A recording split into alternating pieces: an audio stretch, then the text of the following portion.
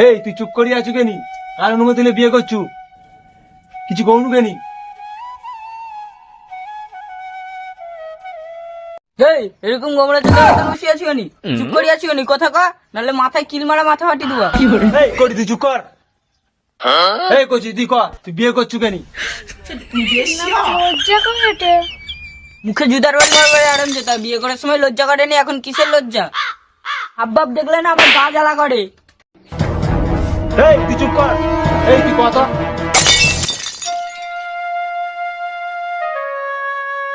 জানো দাদু, বাবার নামেই কোটিপতি, একবেলা ভালো মতন খেতেই দেয়নি।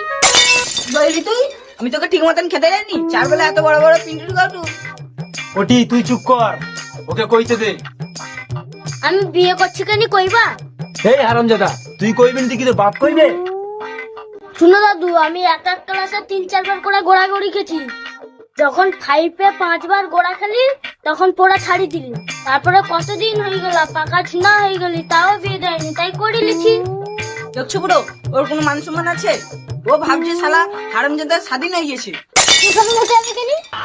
নিজে তো ঠিক সময় করে লিছো, আর তোমার ছালকে দিতে গেলে জ্বালা করে না।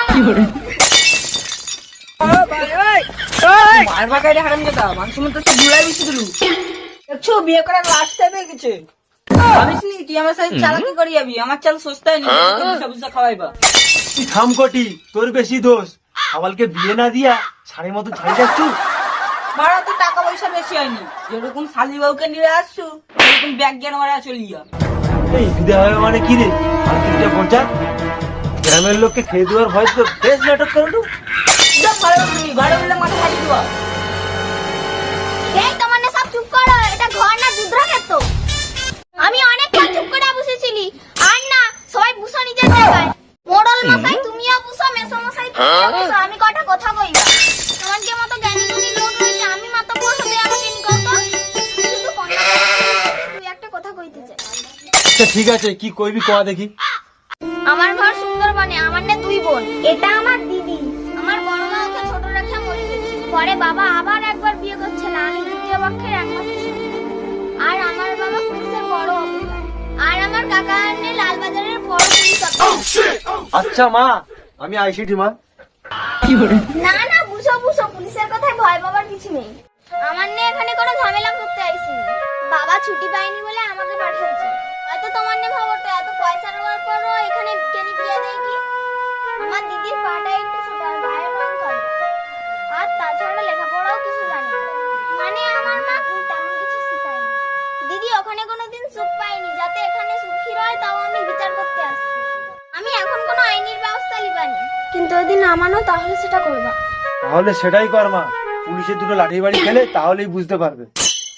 ডাকাত না বাবা, আমার সব ধ্বংস হয়ে যাবে। বিয়েতে একটা খানা করেও পাইনি, আমার সব পিন্ডি গিলা খাবে। তোমার কত টাকা লাগবে তো আমার সমস্যাই, তোমার সংসার সোনা দিয়া মুড়ে যাওয়া, কিন্তু তোমাকে সমাজে আমার দিদিকে তুলতে হবে। আচ্ছা মনে মশাই, তোমার কি গ্রামে কত লোক মানুষ আছে?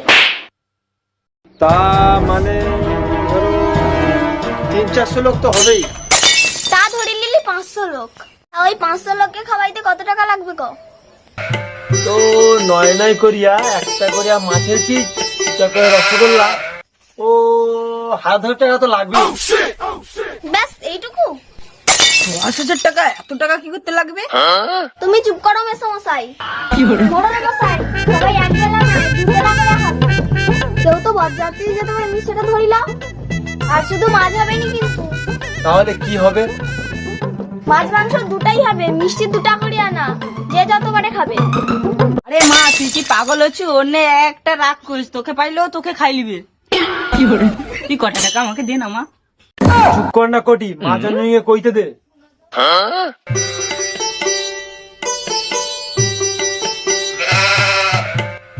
এই নাও, এটা 30,000 টাকা আছে। তুমি কইছিলে এক বেলায় 10,000 টাকা হয়ে যাবে, আশা করি এতে হয়ে যাবে।